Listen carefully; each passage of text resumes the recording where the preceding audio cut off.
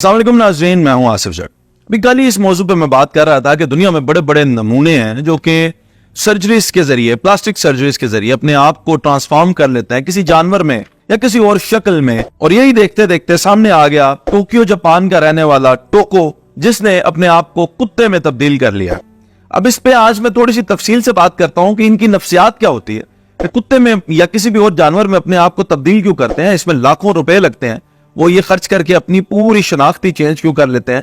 थोड़ी सी तफसील के साथ इसमें बात करते हैं। सबसे पहली चीज तो ये, इसमें पैसे कितने लगे। इसने 2 मिलियन येन जो है जापानीज जो करेंसी है वो लगाई, जिसको आप अगर कन्वर्ट करें तो 16,000 अमेरिकन डॉलर और 4.8 मिलियन पाकिस्तानी रुपए बनते हैं।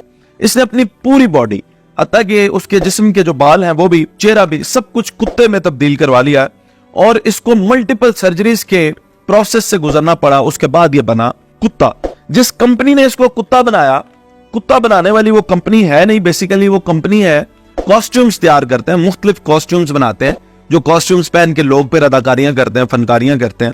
वो कॉस्ट्यूम बनाने वाली कंपनी है, उसका नाम है ज़ेपेट। ज़ेपेट कंपनी ने 40 दिन के अंदर इसको कॉस्ट्यूम तैयार करवा के दिया और फिर इसकी काफी सारी सर्जरीज हुई और उस सर्जरीज के बाद ये बन गया कुत्ता। जिस नस्ल का ये कुत्ता बनाया, इस नस्ल को, ये खास नस्ल होती है, इस नस्ल को कोली कहते हैं। कोली नस्ल का कुत्ता बनने की जो इसकी ख्वाहिश थी, उसने कहा कि मैं बचपन से ही कुत्ता बनना चाहता था, क्योंकि कुत्ता जो है वो वफादार जानवर होता है। अब ये लाइन आपने जहन में रखनी है कि कुत्ता वफादार जानवर होता है। थोड़ी मजीद डिटेल्स के बाद मैं नफ्सियात पे बात करता हूँ। जब ये कुत्ता बन गया, सर्जरीज मुकम्मल हो गई, तो फिर ये कुत्ता बनकर पार्क में आया। जब पार्क में आया तो फिर इर्द गिर्द के जो कुत्ते थे उन्होंने भी इनको देखा। उसने कहा कि ये पता नहीं कैसा कुत्ता आ गया। तो कुत्तों ने, जो अपनी उनकी आदत होती है, वो सूंघना शुरू कर दिया। वो सूंघ के डेंजर को भी सेंस करते हैं, अपनायत को भी स्मेल कर लेते हैं। उनको ये स्मेल करने की एज जो है ज़ाहिर है उनकी इंसान से तेज होती है। तो कुत्तों ने इसको सूंघना शुरू कर दिया, तो इसने भी आगे से कुत्तों वाली हरकतें की।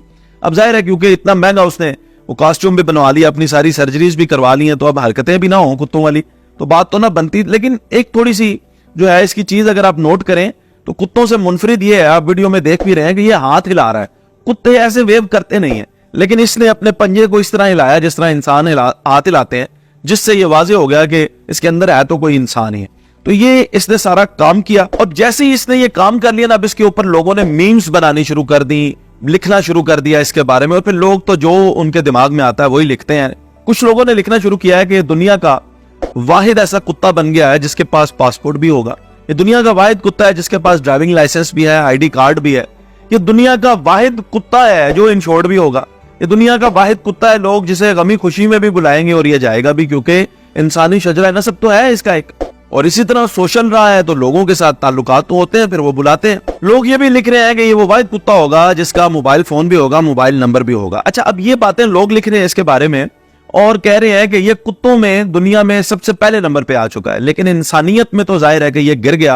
अब इस बारे में अल्लाह ताला सूरत अल-अराफ में आयत नंबर 179 में फरमाते हैं, ये लोग जानवरों की तरह हैं, बल्कि इनसे भी ज्यादा भटके हुए, यही लोग गफलत में पड़े हुए हैं। फिर अल्लाह ताला ये भी फरमाता है कि अल्लाह ने इंसान को अहसनी तकवीम यानी बेहतरीन सूरत और शक्ल और आदात में पैदा किया है। और फिर यह भी फरमाया कि जब इंसान गिरता है तो बेपना पस्तियों में जाके गिरता है। इंसान अपनी कैफियत में, अंदाज व अतवार में जानवरों जैसा बन जाता है, बल्कि इनसे भी बदतर, कमतर और अबतर। तो जैसा कि मैं कह रहा था कि कुत्तों में तो इसका नंबर अव्वल आ गया दुनिया में, लेकिन इंसानियत में ये सबसे नीचे गिर गया। और अब आप उसकी वो स्टेटमेंट जो मैंने आपको कहा था वो याद रखिएगा। वो स्टेटमेंट ये थी कि कुत्ता एक वफादार जानवर होता है। तो नफ्सियात पे बात करते हुए मैं ये आपको बताता चलूं कि ये जो लोग अपने आप को ट्रांसफॉर्म कर लेते हैं, कोई और शक्ल इख्तियार कर लेते हैं, इनके साथ जिंदगी में इंसानी रवैयों की शक्ल में बहुत जुल्म और ज्यादती भी हुई होती है,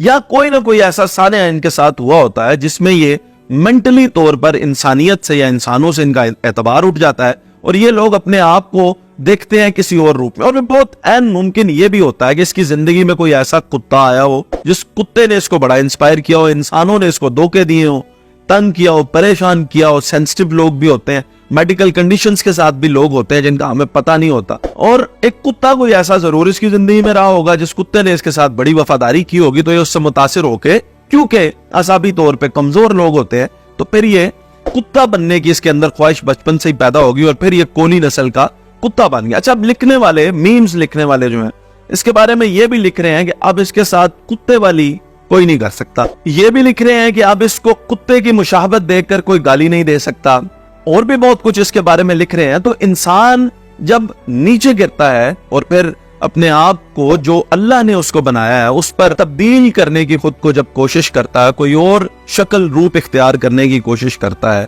तो यकीनन फिर उसका अंजाम जो है वो उसके साथ अच्छा नहीं होता। बहरहाल मैं आपको ये भी बताता चलूं कि ऐसे भी लोग हैं जिन्होंने बहुत सारी प्लास्टिक सर्जरीज भी करवाई हैं, उनके चेहरे अच्छे भी दिखते हैं और लोगों को पता भी नहीं है कि उन्होंने प्लास्टिक सर्जरीज करवा रखी हैं। हाँ, जब पता चल जाएगा तो शायद लोग उनके बारे में भी ऐसे ही लिखेंगे, ऐसे ही बातें करेंगे, क्योंकि ये जमाना है, ये ऐसे ही करता है सबके साथ।